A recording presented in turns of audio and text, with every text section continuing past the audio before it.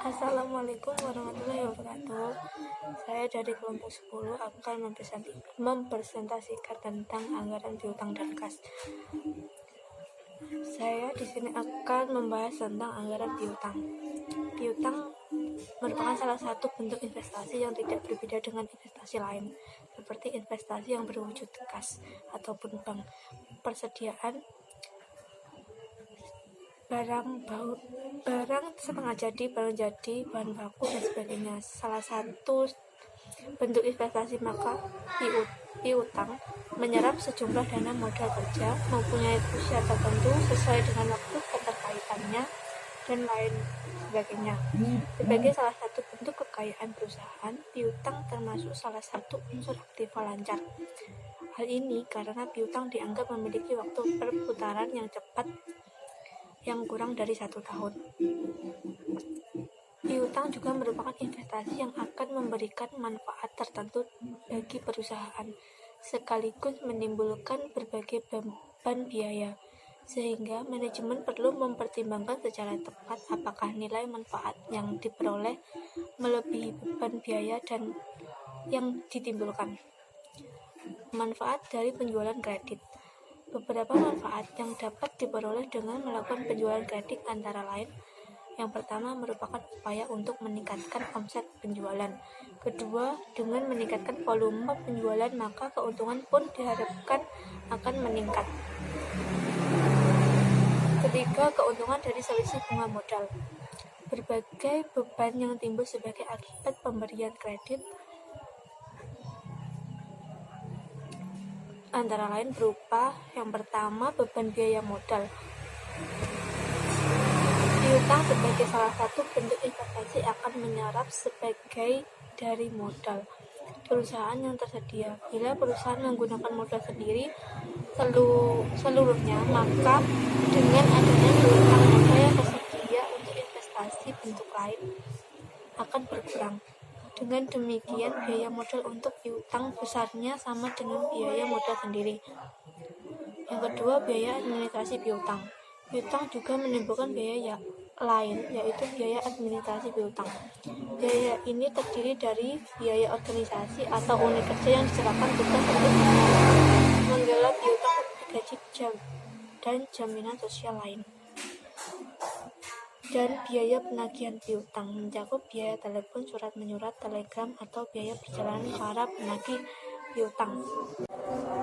Yang ketiga, piutang yang tak tertagih. Piutang mungkin tidak seluruhnya dapat ditagih, sehingga umumnya perusahaan membentuk cadangan piutang ragu-ragu untuk mengantisipasi munculnya piutang yang tak tertagih. Pembentukan cadangan inilah yang merupakan salah satu bentuk biaya piutang. Kebijakan piutang atau penjualan kredit. Selain dapat memberikan tambahan keuntungan, piutang juga dapat mengakibatkan timbulnya kerugian, sehingga perusahaan perlu membuat suatu kebijakan yang jelas yang mengatur masalah tersebut. Berbagai langkah yang perlu dipersiapkan antara lain meliputi: yang pertama, dibentuknya unit kerja yang khusus ditugaskan mengurus piutang. Tugasnya itu mencari pelanggan potensial yang dapat diberikan kredit, menyeleksi para calon debitur, membukukan transaksi kredit yang terjadi, melakukan penagihan piutang, membukukan mutasi kredit atau piutang. Yang kedua, penentuan kebijakan piutang yang jelas untuk dapat digunakan sebagai pedoman bagi unit kerja yang mengurus piutang. Perlu menentukan plafon kredit untuk berbagai jenis atau tingkatan debitur. Penentuan jangka waktu, pedoman melakukan seleksi calon debitur. Yang ketiga, penentu kriteria untuk mengukur efisiensi pengelolaan piutang. Berbagai kriteria untuk mengukur efisiensi pengelolaan piutang yang berguna sebagai indikator efisiensi pengelolaan piutang adalah: tingkat perputaran piutang, persentase piutang tak tertagih yang sebenarnya, usia piutang rata-rata, dan yang terakhir, biaya pengelolaan setiap jumlah tertentu dari piutang. Untuk materi selanjutnya yaitu B. Pengaruh penjualan kredit terhadap kas.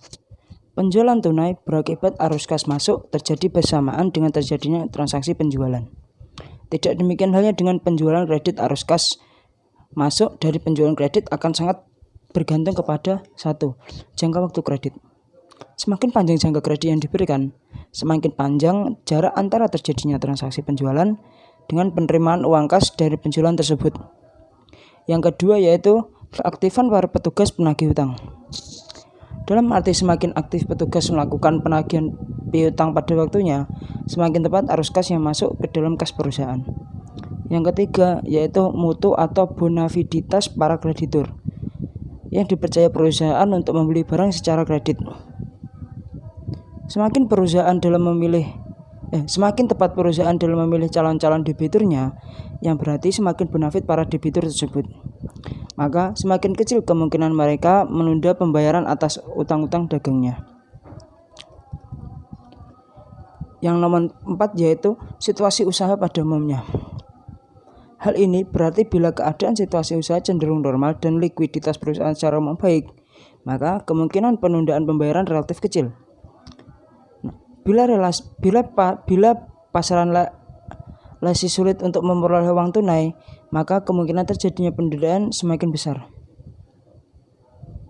Dengan banyaknya pertimbangan-pertimbangan tersebut, perusahaan perlu membuat perkiraan tentang pola pembayaran piutang dari para debitur perusahaan. Perkiraan ini dikenal sebagai anggaran piutang atau skedul pengumpulan piutang. Selanjutnya yaitu manfaat anggaran piutang. Manfaat yang diperoleh perusahaan dengan melakukan penyusunan anggaran piutang antara lain 1. Dapat diperkirakannya posisi piutang pada berbagai waktu. Yang kedua, dapat diketahui jumlah piutang yang sudah jatuh tempo. Yang ketiga, dapat diperkirakan arus kas masuk yang berasal dari penjualan kredit. Selanjutnya anggaran kas. Anggaran kas menunjukkan rencana aliran kas masuk, aliran kas keluar, dan posisi akhir pada setiap periode.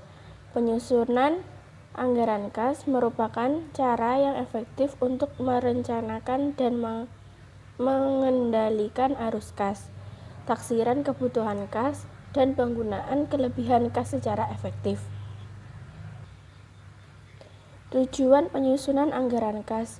Yang pertama, menentukan posisi kas pada berbagai waktu, yaitu dengan membandingkan aliran kas masuk dengan aliran kas keluar. Memperkirakan kemungkinan surplus, mempersiapkan keputusan pembelanjaan jangka pendek atau jangka panjang sebagai dasar kebijakan pemberian kredit, sebagai dasar otoritas dana anggaran yang disediakan. Yang terakhir, dasar penilaian terhadap realisasi pengeluaran anggaran. Pendekatan dalam menyusun anggaran kas. Anggaran kas jangka pendek. Anggaran kas ini merupakan alat operasional pengendalian kas sehari-hari. Jangka waktunya disesuaikan dengan anggaran tahunan. Anggaran kas jangka pendek sesuai dengan rencana laba taktis jangka pendek dan memerlukan rencana atau estimasi aliran kas masuk dan keluar yang rinci, yang secara langsung berkaitan dengan rencana laba tahunan. Anggaran jangka pendek umumnya disusun dengan cara menelusuri jejak berbagai kegiatan perusahaan yang mengakibatkan terjadinya arus fisik masuk dan arus fisik keluar. Arus balik dari jejak arus fisik yang masuk akan mengakibatkan terjadinya arus kas keluar. Demikian pula sebaliknya. Arus balik dari jejak berbagai arus fisik keluar akan meningkatkan terjadinya arus kas masuk. Ada 4 pihak yang sekaligus menjadi penyalur dana, yaitu pertama, perusahaan yang melaksanakan proses produksi barang dan jasa sebagai pemilik pertama dan pengambil inisiatif atas terjadinya keseluruhan arus kas dan arus fisik dalam keseluruhan sistem itu. Yang kedua, para rekan atau pemilik faktor produksi yang bergerak dalam pasaran faktor produksi dan mengambil inisiatif atas terjadinya keseluruhan arus kas dan arus fisik dalam keseluruhan sistem itu.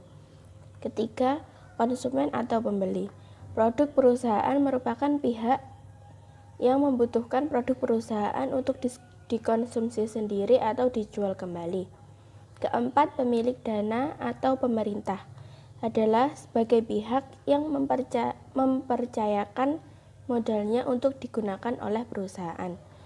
Dengan keempat pihak yang membentuk sistem ini terjadilah arus fisik maupun arus kas, yang merupakan arus masuk maupun arus keluar di antara mereka satu sama lain. Arus fisik masuk terjadi pada saat perusahaan membeli berbagai faktor produksi yang dibutuhkannya, dan sebagai gantinya terjadi arus kas keluar pada saat perusahaan membayar faktor produksi yang digunakan dalam proses produksi. Arus fisik keluar saat terjadi pada saat perusahaan berhasil menjual produknya pada pembeli atau konsumen. Sebagai gantinya, terjadi arus kas masuk pada saat pembeli membayar harga pokok yang dibelinya. Arus kas masuk dan arus kas keluar yang terjadi di antara rekan, perusahaan, dan konsumen membentuk transaksi rutin atau transaksi operasional yang sifatnya kontinu. Di antara perusahaan, pemilik modal, dan pemerintah hanya terjadi arus kas masuk dan arus kas keluar. Arus kas masuk terjadi pada saat pemilik dan kreditur menyerahkan modalnya pada perusahaan sebagai pernyataan atau sebagai kredit. Sedangkan arus kas keluar terjadi pada saat perusahaan membayar kewajiban dalam bentuk pajak, restitusi, bea materai, dan sebagainya pada pemerintah. Transaksi ini disebut transaksi keuangan yang sifatnya terputus. Dengan memahami berbagai kegiatan yang terjadi di antara empat pihak inilah, perusahaan akan mampu memperkirakan baik jumlah maupun waktu terjadinya arus kas masuk dan arus kas keluar, baik yang bersifat operasional maupun yang bersifat transaksi keuangan. Hal perekaman arus kas masuk dan arus kas ini kita sebut anggaran kas. Di sini saya akan melanjutkan tentang penjelasan anggaran kas pendek. Yang ketiga ialah sumber dan penggunaan kas. Sumber kas masuk yang utama ialah yang A, hasil penjualan produk secara tunai. Yang B, hasil menagih piutang dagang. C, pendapatan lain seperti bunga dari bank, jasa, giro, atau dividen. Yang D ialah adanya pengurangan pada aktiva tetap, seperti menjual aktiva yang tidak terpakai. Yang E, adanya penerimaan yang bukan penghasilan, seperti kredit dari bank, penjualan obligasi, dan hutang jangka pendek lain-lain. Yang ke F ialah penambahan modal sendiri oleh pemilik. Untuk penggunaan kas keluar yang utama, yang A, berbagai pembayaran untuk keperluan operasional perusahaan sehari-hari, seperti membeli material, membayar gaji, dan upah tenaga kerja. Yang B, pembayaran pada kreditur, baik berupa bunga maupun angsurannya. Yang C, penambahan berbagai aktiva tetap. Yang D, pembayaran pemilik modal, seperti pembayaran dividen atau pengembalian modal. Yang E, pembayaran pada pemerintah, seperti membayar pajak, cukai, materai, restitusi, IPEDA, dan lain-lain. Saldo kas pada akhir suatu periode bisa seperti bulanan, triwulan, atau tahunan, akan sama dengan saldo kas awal ditambah seluruh penerimaan dikurangi seluruh pengeluaran yang terjadi pada periode bersangkutan. Artinya, bila mana penerimaan melebihi pengeluarannya, maka saldo kas akhir menurun. Bahkan mungkin terjadi defisit kas karena anggaran kas seperti yang diuraikan di atas disusun dengan memperkirakan seluruh penerimaan dan seluruh pengeluaran yang terjadi pada suatu periode. Maka periode anggaran kas seperti ini disebut metode penerimaan dan pengeluaran kas. Untuk yang selanjutnya adalah tentang pengertian anggaran kas jangka panjang. Bila anggaran kas tahunan disusun dengan cara menelusuri jejak arus fisik masuk dan arus fisik keluar, maka anggaran kas jangka panjang disusun dengan cara membandingkan neraca yang disusun antara dua periode anggaran dan perhitungan laba rugi perusahaan yang terjadi selama periode antara kedua neraca tersebut. Untuk anggaran kas jangka panjang ini sesuai dengan dimensi waktu dari pengeluaran modal dan rencana laba strategik jangka panjang. Estimasi penerimaan kas atau terutama dari penjualan barang atau jasa dan pinjaman Estimasi pengeluaran kas adalah terutama untuk biaya-biaya, pengeluaran modal, dan pembayaran hutang yang merupakan dasar yang tepat untuk keputusan-keputusan yang berkaitan dengan keuangan. Sesuai konsep neraca paling awal yang menyatakan bahwa neraca selalu balance antara jumlah kekayaan perusahaan dengan jumlah modal atau yang ditambah dengan hutang-hutangnya. Selama 1 tahun usaha terjadi transaksi berikut ini. Yang pertama, perusahaan memperoleh laba dan memakai sebagian laba ini. Yang kedua, perusahaan memperoleh utang lancar baru. Yang ketiga, perusahaan menambah jangka panjang. Yang keempat, perusahaan menambah setoran modalnya. Yang kelima, perusahaan mengurangi sebagian dari aktiva lancar non-kas seperti piutang dan persediaan. Sedangkan yang keenam, perusahaan menjual sebagian dan aktiva tetapnya. Dengan transaksi-transaksi tersebut, maka akibat yang terjadi ialah yang pertama, meningkatnya jumlah modal dan utang-utang perusahaan. Yang kedua, menurunnya jumlah aktiva non-kas dan aktiva tetap yang dimiliki. Yang terakhir, meningkatnya seluruh kekayaan perusahaan yang tercermin dalam meningkatnya jumlah uang kas. Posisi kas. Dalam aspek pengendalian kas berfungsi untuk menentukan posisi kas pada berbagai dimensi waktu.